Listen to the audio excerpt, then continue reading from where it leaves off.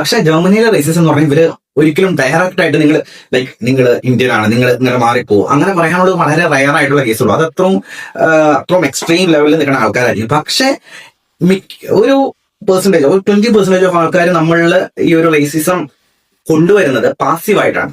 പാസീവായിട്ട് means ഞാൻ പറയുകയാണെങ്കിൽ നിങ്ങളിപ്പോ ഒരു റെസ്റ്റോറന്റിൽ ചെല്ലുന്നു, ഓക്കെ, നിങ്ങൾ റെസ്റ്റോറന്റിൽ ചെല്ലുന്നു, നിങ്ങളൊരു ജർമ്മൻ റെസ്റ്റോറന്റിലാണ് ചെല്ലുന്നത്.